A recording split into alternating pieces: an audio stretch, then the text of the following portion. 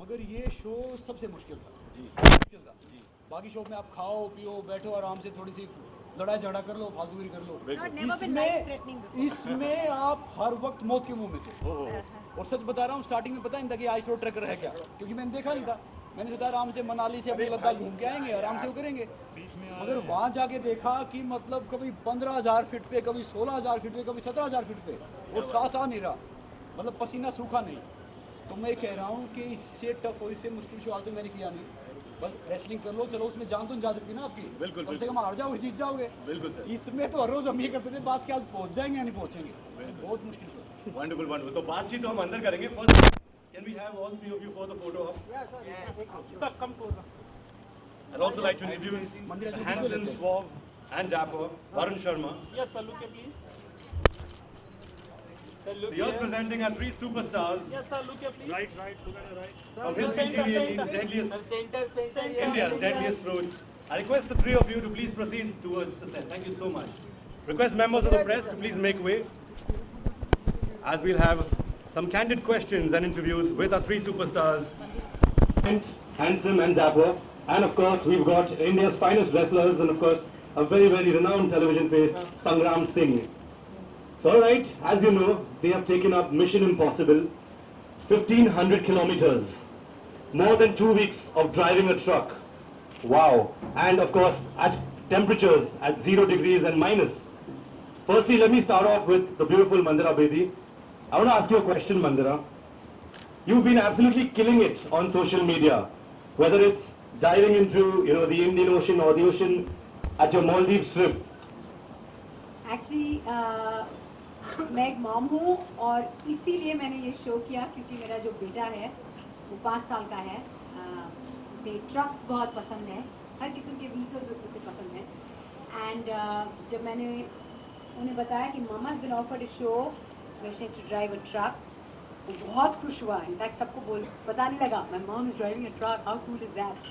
तो शो मैंने उनके लिए किया, लेकिन जब मैं वहाँ पे थी, हर रोज़ जब हम अपनी जर्नी के लिए निकलते थे, मैं कहती थी हाँ मैंने ये शो मेरे बेटे के लिए किया, लेकिन मैं ज़िंदा भी रहना चाहती हूँ अपने बेटे के लिए। रियलिटी शोज़ तो बहुत होते हैं, और रियलिटी शोज़ मैंने डेंजरस वाले भी किए हैं, जहाँ पे मतलब खतरा है, कहते हैं खतरों के खिलाड़ी, ऐसे कुछ कहते हैं उसे। बट वहाँ पे हमेशा एक हार्नेस रहता है, वहाँ पे हमेशा आप अपने आप को थोड़ा बहुत हार्म कर सकते हैं, मतलब आप ब्रूज हो जा सकते हैं, थोड़ी बहुत चोट लग सकती है, पर उसके अलावा कुछ नहीं होता। लेकिन इंडियाज़ डेडलीस्ट रोड्स पे कुछ भी हो सकता था। You do not have any safety, क्योंकि आप बहुत नैरो रोड्स पे हैं, आप एक ट्रक चला रहे हैं, आगे वाला जैसे चला रहा है you have no control over that, आपकी गाड़ी को कुछ हो सकता है। रोड्स जैसे कि मैंने कहा बहुत नैरो थे, so it was probably the most dangerous thing I have ever done in my life. और मैं क्या कहूँ, हर रोज़ मैं प्रार्थना करती थी कि मैं ज़िंदा रहना चाहती हूँ, और हर शाम को मैं भगवान से थैंक यू कहती थी कि आपने मेरी जान बचाई, मैं ज़िंदा हूँ, थैंक यू वेरी मच। और ये रूटीन चलता गया for I entire 2 weeks on the road, but it was the most amazing experience of my life. और मैं ये ज़रूर कहूँगी कि I've never done a show like this. It did change my life. I mean, I don't even know where to begin, what to tell you, but it was an experience like no other. I don't even know how it will translate on television, but it was the scariest thing I've ever done, the most wonderful thing I've ever done, and the work on television I am most proud of. Wonderful, yaar. Taaliyan ho jaye. I'd also like to invite the VP of Bharat Benz, Mr. Sominder Singh, to please come and join us with a huge round of applause.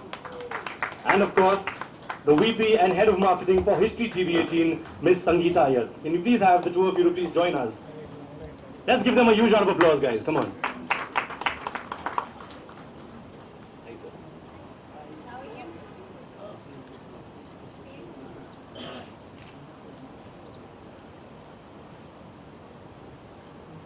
ये entire experience था आपका, और आपकी ज़िंदगी में क्या परिवर्तन आया है इसके बाद? देखिए, जैसे मंदिरा जी ने बताया, अभी हम सब बात कर रहे थे कि टीवी पे ढेर सारे शो बनते हैं। जैसे मैंने नाचने गाने वाले शो किए हैं, काफ़ी और भी शो किए हैं, इवन सर्वाइवल जैसे काफ़ी शो किए हैं, मगर उस शो में आपकी जान नहीं जा सकती। आप रेसलिंग करते हैं, कुछ भी करते हैं, कम से कम आप हार जाओगे, जीत जाओगे। मगर ये शो इतना टफ था, इतना मुश्किल था कि आप हर वक्त मौत के मुंह में हो।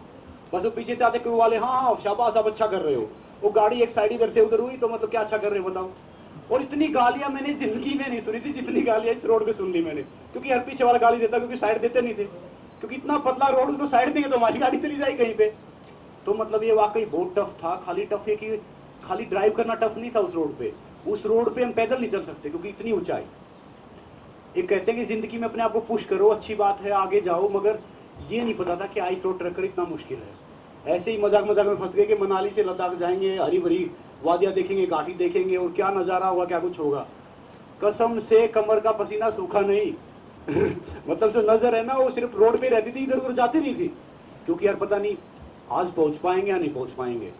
तो इससे मुश्किल शो मैंने अभी तक नहीं किया। एक तो आप वेदर से फाइट कर रहे हो, ऊपर से आप एक ट्रक चला रहे हो, ट्रक में भी 6000 किलो, जैसे उसने बोला मैं 6 टन बोल रहा था, 7 टन बोल रहा था, मतलब 6 टन 7 टन आप सामान डाल रहे हो, फिर वो सामान जरूरतमंद को पहुंचा रहे हो, तो बहुत मुश्किल था।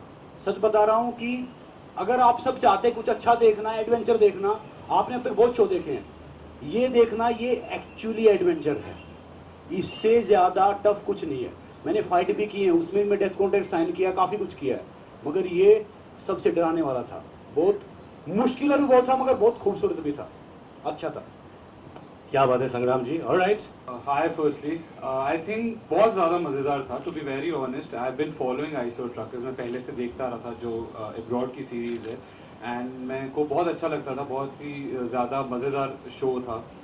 और जब मुझे ऑफ़र हुआ तो आई थॉट कि बड़ा मज़ा आएगा, बहुत एडवेंचरस होगा, लेकिन जितना मैंने सोचा था मुश्किल होगा, असलियत में जब वहाँ पे पहुँचे उससे ज़्यादा मुश्किल था। मतलब मेरी सोच उस टाइम में मुझे पता चला कि कितनी छोटी है। I mean but jokes apart, बहुत अच्छा था। एंड आई थिंक कि जर्नी जो थी एडवेंचरस थी, बहुत मज़ेदार थी, बहुत मुश्किल थी, लेकिन इसके साथ साथ मैं एज अ पर्सन बहुत इवॉल्व हूँ। क्योंकि जब आप एक टेरेन पे जाते हैं जहाँ पे आपके पास फ़ोन नहीं है, आप एक टेरेन पे हैं जहाँ पे आपके पास वाईफाई नहीं है, आपके पास इलेक्ट्रिसिटी नहीं है, गर्म पानी नहीं है, और अब 1 महीना उस टेरेन पे रहते हैं, तो खुद ब खुद बहुत सी चीज़ें निकल के बाहर आती है।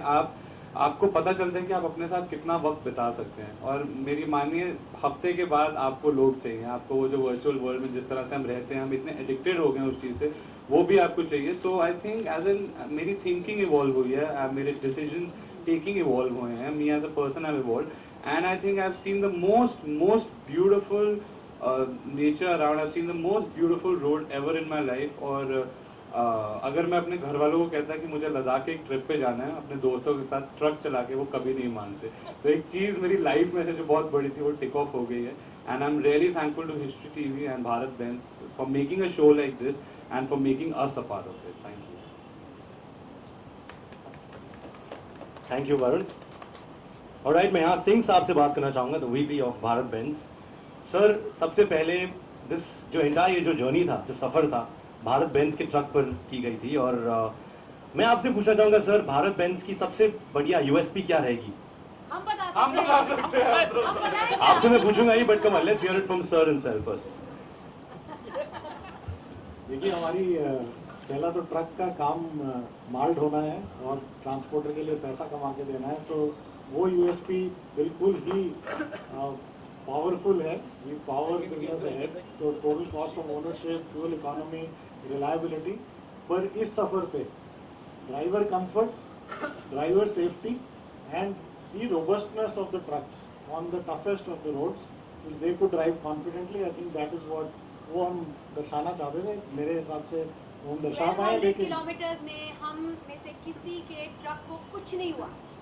And you know we seen so many occasions, जब हम चला रहे थे वहाँ ट्रक गिरा हुआ है, इधर ट्रक रुका हुआ है, पर हमारे ट्रक में even though we had a safety like a van following us, sorry, even though we had a van following us at all times, हमें ज़रूरत नहीं पड़ी क्योंकि none of us had any kind of problem with our truck. So the truck really supported us beautifully in our journey. Thank you very much.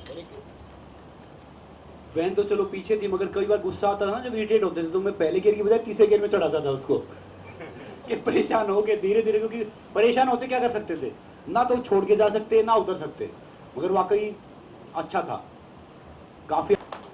में भी लगा डर, आखिरी दिन में भी लगा, अगर मुझे दोबारा जाना पड़ेगा तब भी मुझे डर लगेगा।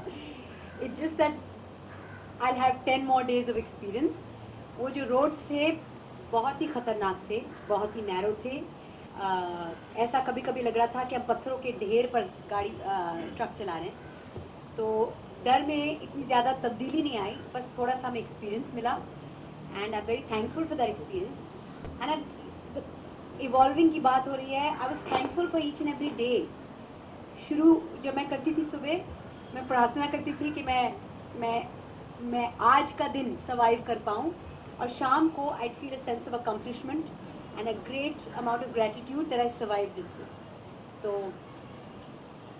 if I was to go back on some scary roads again driving a truck, मुझे उतना ही डर लगता। इनफैक्ट आज भी मुझे डर लग रहा था। मैंने कहा कि इतने दिनों से मैं ना इंडिया की सबसे छोटी गाड़ी चलाती हूँ आमतौर पे। जब मैं बोलूँगी, नाम नहीं बोलूँगी, पर इंडिया की सबसे जो छोटी गाड़ी है वो मैं चलाती हूँ।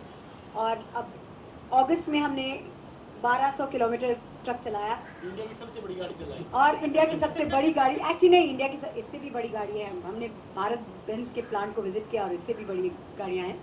पर आज मुझे लगा कि मैं यहाँ से वहाँ तक चला पाऊँगी क्या, मैं भूल तो नहीं गई। तो डर हमेशा रहता है। It's how you conquer your fear. हम ट्रक ड्राइवर्स को एक अलग ही नज़रिए से देखते हैं।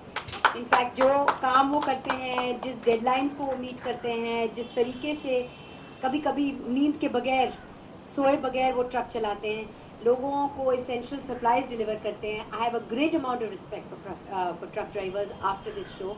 एंड यू नो, मैं ये ज़रूर कहूँगी, जब मैं ट्रक चला रही थी तो सबसे ज़्यादा जो लोग थे जिन्होंने मुझे तंग किया वो गाड़ी चलाने वाले थे. इतना हॉन्क करते हैं, इतना ट्रबल करते हैं. छोटी गाड़ी वाले. अब जब मैं किसी ट्रक के पीछे फंसी होंगी, I am just going to give that truck enough amount of time for me to you know get way to cross. मैं उन्हें तंग नहीं करूँगी, दैट्स फॉर श्योर. मेरा सवाल तीनों से है. I would like to add on to this was that अभी in fact जब मैं भी पहले ट्रक जब मैंने नहीं चलाया था, तो हम भी जब गाड़ियाँ चलाते हैं या बाइक 2 व्हीलर चलाते हैं या कुछ भी व्हीकल चलाते हैं, तो हमको एक साइकोलॉजिकली एक चीज़ लगती है ट्रक या बस इतनी बड़ी चीज़ है तो रुकी जाएगी, तो हम कट मार के निकल जाते हैं, या फिर हमको लगता है कि इतनी बड़ी चीज़ है तो ऑटोमेटिकली उसका फ़र्ज है रुकना.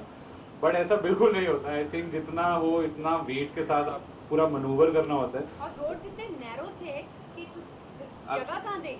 एब्सोल्युटली. एंड ऑल्सो अभी आई थिंक इससे पहले मुझसे ना किसी बंदे ने सवाल पूछा था कि आपको क्या लगता है कि जो ट्रक ड्राइवर्स होते हैं हाईवेज पे, हम देखते हैं इतना रैश चलाते हैं या फिर इतना तेज चलाते रहते हैं. But to be very honest, after driving a truck for so long, एक ट्रक को मनूवर करने के लिए, उसको स्लो करने के लिए, उसको कट मारने के लिए आपको 5 डिफरेंट मिरर्स में देखना पड़ता है, सारी जजमेंट लेनी पड़ती है. आपके पीछे 8-9 हज़ार किलो का सामान है, 8 टन 9 टन का सामान है, एकदम से सडन ब्रेक मारोगे वो सामान एकदम से आगे आ जाएगा. तो हमेशा जब भी कोई भी इंसिडेंट्स होते हैं, वो गॉड फॉरबिड, वो उसमें अब मुझे समझ आया कि ट्रक वालों की हमेशा गलती नहीं होती, उनके सर्कमस्टांसेस डिफरेंट होते हैं. तो इसीलिए हर truck driver I think rash नहीं चलाता, वो कई बार सिचुएशनल भी चीज़ें होती हैं. So yeah, but huge respect for all the truck drivers and for all the people who take the load from one place to another, and especially on this terrain because it's really a very tough terrain to be on. और second thing देखो, उनकी 6-7 हज़ार salary होती है, ऊपर से police वाले उन्हें परेशान करते हैं, हम उनके लिए गाली देते हैं, जो गाड़ी वाला गाली देता है. इसके बावजूद अपनी फैमिली को छोड़ के हर वक्त वो रोजी रोटी कमाने के लिए वहाँ पे रहते हैं. तो वाकई उनकी ज़िंदगी बहुत टफ है. और अगर एक दिन वो स्ट्राइक कर देना तो इंडिया रुक जाएगा, कंट्री रुक जाएगा, फ्रूट नहीं पहुंच पाएगा, वेजिटेबल नहीं पहुंच पाएगा, कितना क्या कुछ होगा. तो सच में जैसे आर्मी वाले वहाँ पे फाइट कर रहे हीरोज हैं, तो ये भी एक्चुअली हीरोज हैं जो हमें हर रोज रोजमर्रा का सामान पहुंचाते हैं और हमारी जरूरतों को पूरा करते हैं. तो प्लीज यार इनकी रिस्पेक्ट करो जितने ट्रक ड्राइवर हैं. तो साथ में वो इतने परेशान करते थे, अरे ये पैर दबा दिया, रुक जाओ, वो टर्न ले लिया. मैंने कहा चुपचाप बैठा रहे, बहुत हो गया, वरना मैं तो जाऊंगा साथ में, तू भी जाएगा. तो मतलब काफी मुश्किल था. फ्रस्ट्रेशन तो होता है. सो आई मीन कभी कभी गुस्से में मुंह से पता नहीं गाली निकली या क्या निकली, पर कुछ तो निकला. I don't know. फ्रस्ट्रेशन में होता है, सो इट्स फाइन. और गाली मैंने भी बहुत खाई. इनफैक्ट जब मैं ट्रक चलाती थी और अगर किसी ने कुछ समय के बाद मुझे ओवरटेक किया तो ऐसे खुन्नस से मुझे देखते थे. इनफैक्ट मैं कभी नहीं भूलूंगी, पैंगोंग से लेकर जब हम ले वापस आ रहे थे, इतने लोगों ने मुझे गाली दी उस वक्त कि अब मेरा वो जो चमड़ा है ना बहुत मोटा हो गया. I can take it, I am very thick skin now, I can totally take anything. ये तो गाड़ी डर वाकई विकासी से बहुत कम हुआ है. पहले बहुत डरते थे, अब तो छोटी मोटी रोड लगती नहीं, कुछ है या नहीं है, तो कैसे ही जाते हैं. दही सारे 15 मिनट पाते.